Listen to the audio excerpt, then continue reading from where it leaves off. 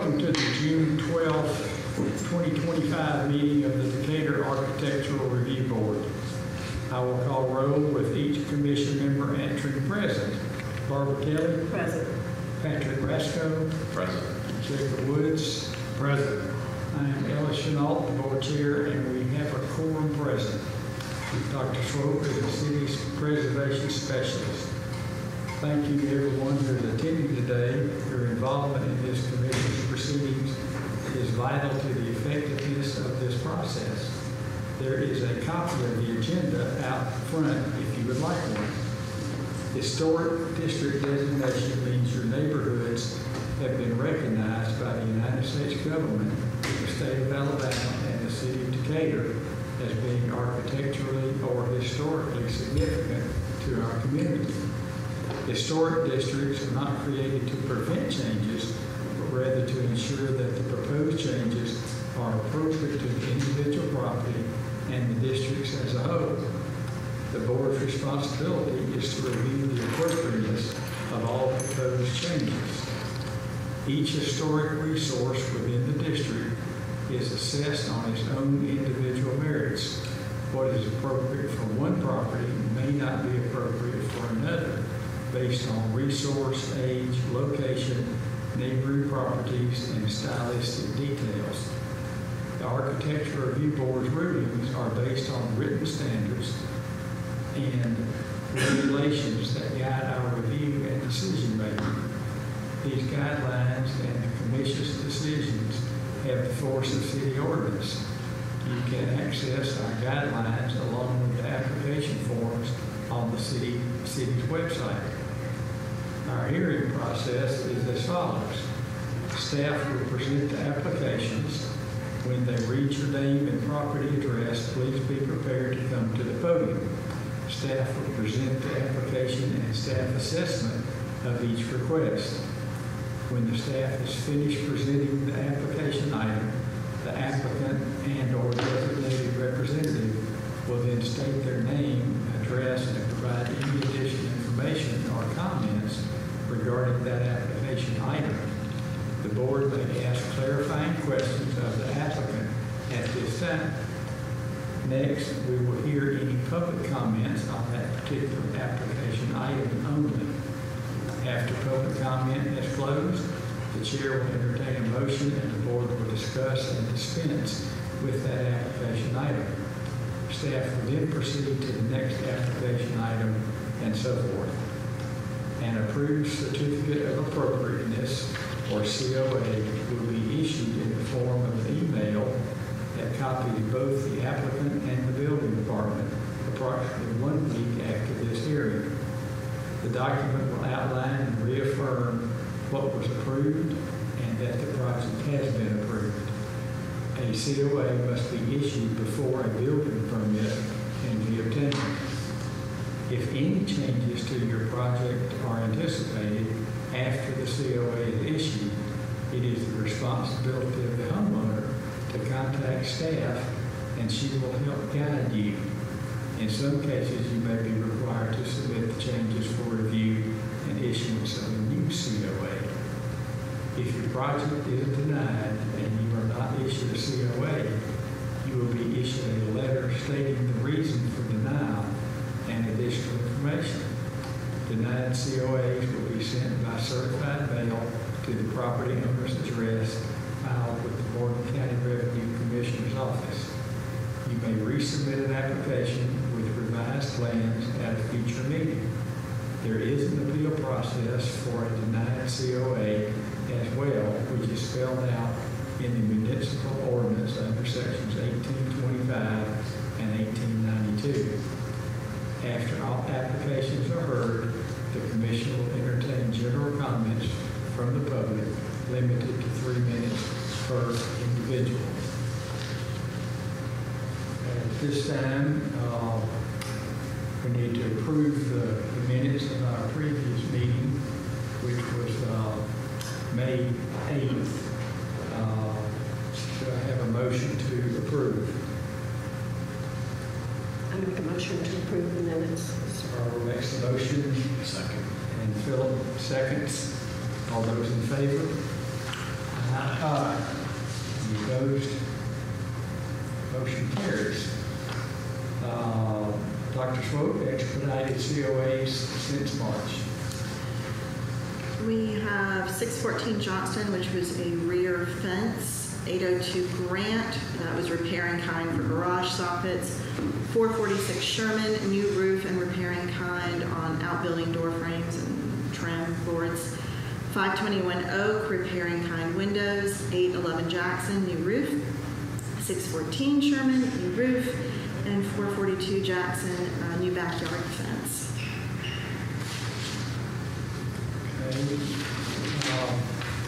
I have a quick question. The 606 Moulton, I know that was an expedited COA. That's the whole house. Do you know if when they're going to get started? Or? That's the Tudor duplex, right? Yeah, that's the one you can see from 6,000. Yes. Why don't we do that one under compliance? That one's under compliance, so I can talk about that one when we get to the compliance section. Okay. And then new COA reviews. All right, our one COA on the agenda this evening, 814 Sherman Street Southeast. It is part of a side and rear porch. You'll see the house is just set in from 8th Avenue at Sherman, and behind the house is the parking lot for the Presbyterian Church. This is the house for the street, on the street. And this is the area here, so they want to extend the existing awning, so basically take that awning to the back corner, and they need to replace the wood stoop there. It has started to rot. I have a better view of it here. Close up. And then this is the drawing showing what is being proposed. So essentially they want to replace the wood stoop with the landing and stairs. It's the exact same pattern. And they just want an awning that goes all the way to the corner, which will keep people dry, because they would like to put a porch on the back, sort of a covered canopy on the back, pergola. So this shows what it will look like. It is not visible from the street. It is also set back. So with the design review standards, this comes under 5.0, awnings and canopies. 5.2, replace awnings with appropriate materials, design, and dimensions. Metal awnings are appropriate for mid-20th century dwellings.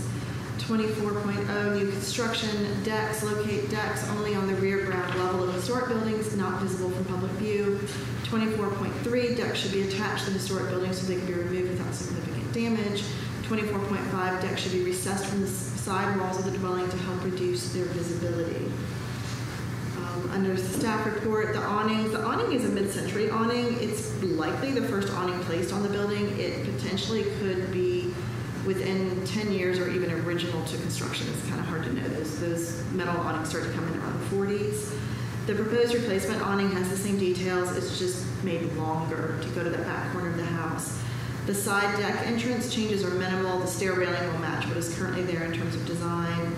Deck. The rear deck is set back to help reduce visibility.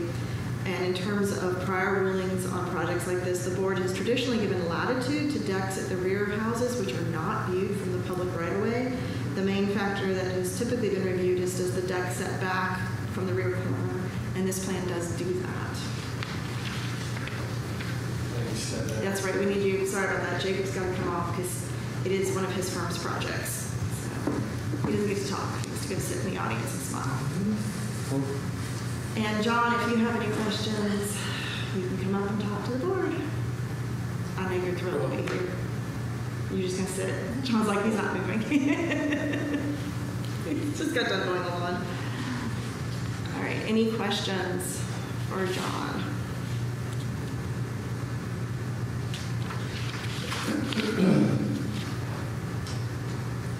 Go back one slide.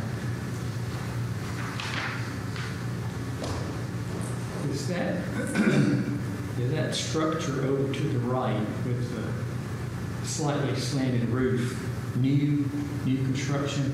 Yes, that's the deck, the porch that's being added to the rear of the house. Okay, and the metal awning that extends into that area will still be hidden from the street. Right. and then it extends past the edge of the house. Is that right? No, this is the back here, right? This is the side view. What you're looking at right now is the side view. So only thing you can see from the front is the left leading side. It's extending that existing awning toward the back and around the corner. Okay. Barbara, any questions? No?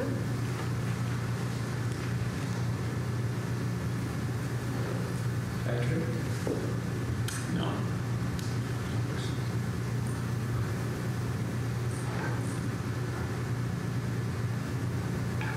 Just for curiosity, what's the color of Sorry. the metal? The color of it? Yeah. I mean, I'm just curious. I don't know. I think what was? Can you go back to the picture? I think it's green. It's a dusty green. But I would think it would go back that similar to the color of the trim on the vent. I'm just curious.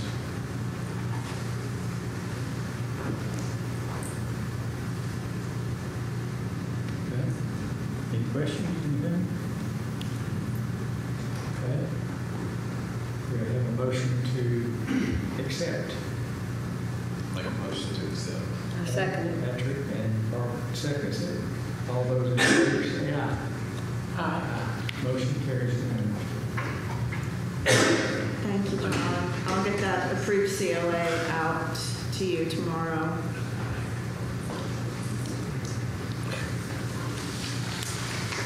Y'all are tough.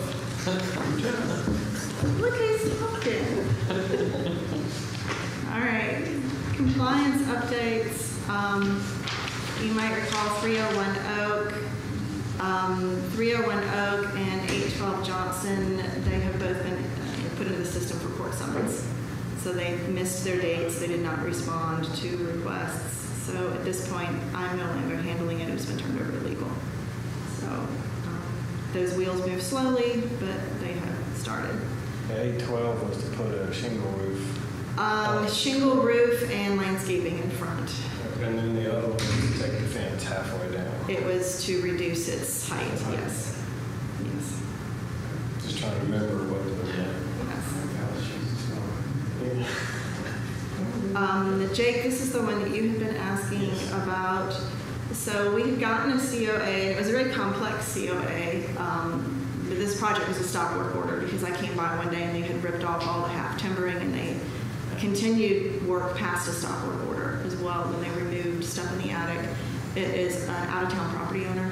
It's a rental. It's one of many that they own. So they worked with a builder. The builder came to me. He submitted a COA to repair in kind. And I mean, it's probably one of the best COs we've ever gotten.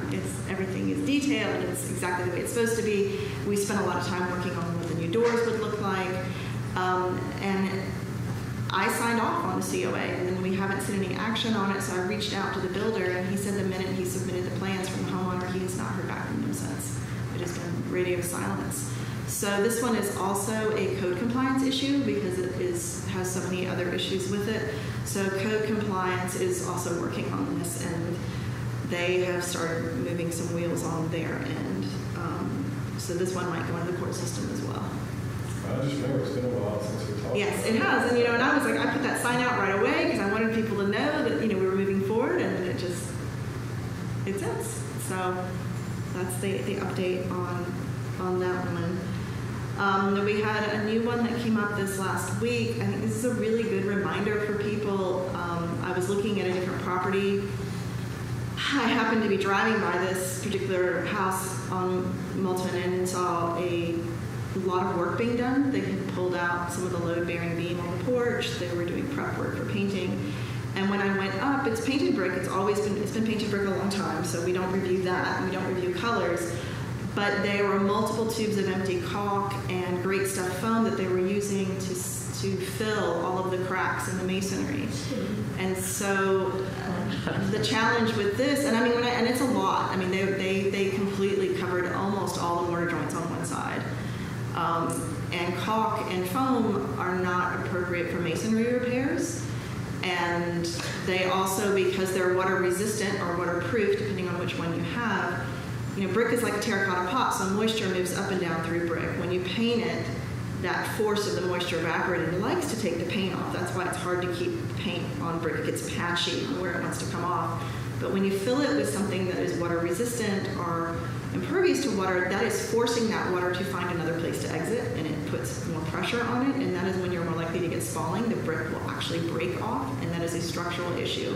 So if they're missing mortar, mortar is part of a structural wall, because this is the porch and the foundation, then at that point repairing a structural component with caulk is not advised. So this one has been complex. Code enforcement and building department have been involved with this as well because it overlaps into their areas, and we are working with the homeowner to let him know that the people that were doing the work on the house, they probably need to pull all the caulk out. They probably need to bring a masonry person in to take a look and then repoint as needed. So, and it was a lot of caulk and a lot of foam.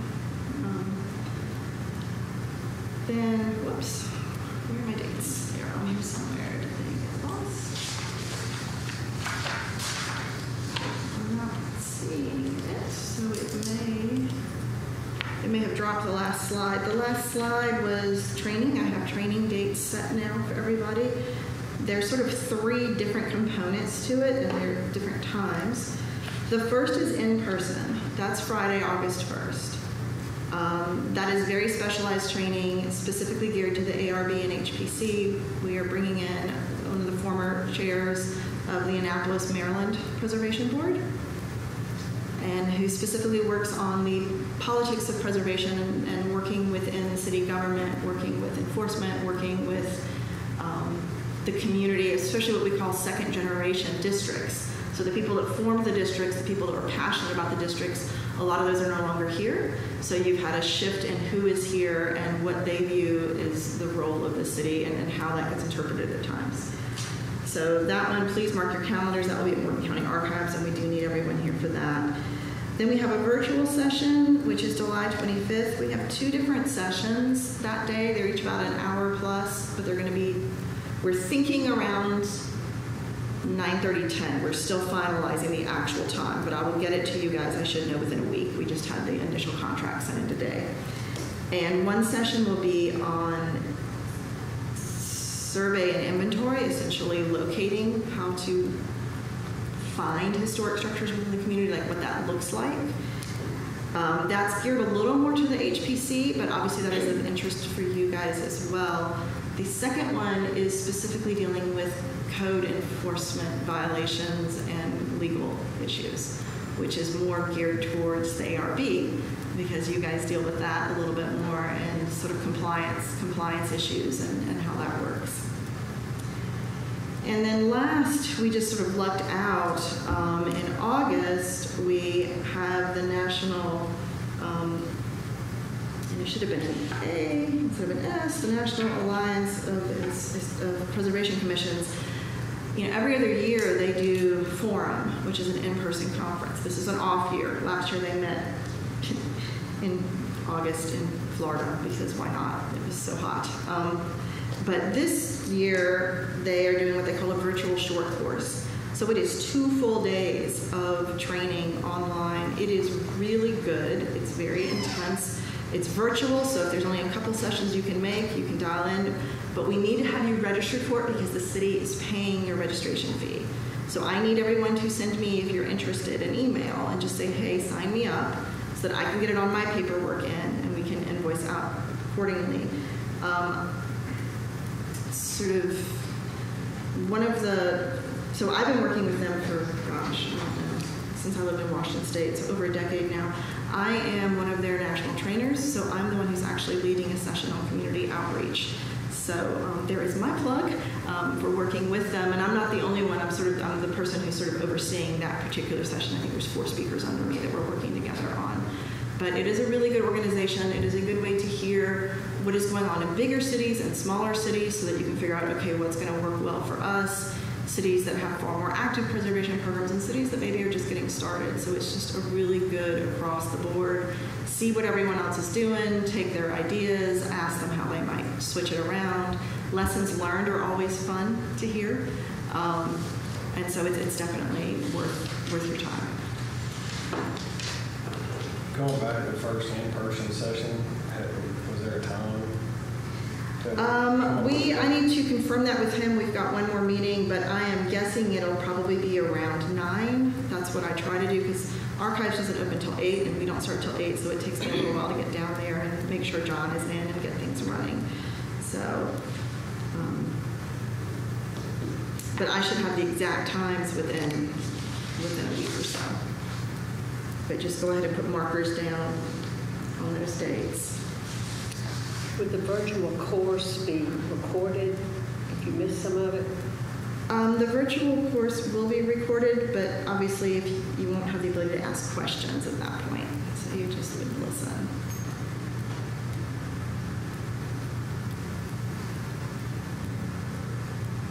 Any other questions?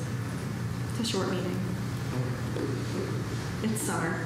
Things are starting to slow down a little bit. Any more business before us? I don't have anything. Entertain a motion to adjourn. Motion to adjourn. Second.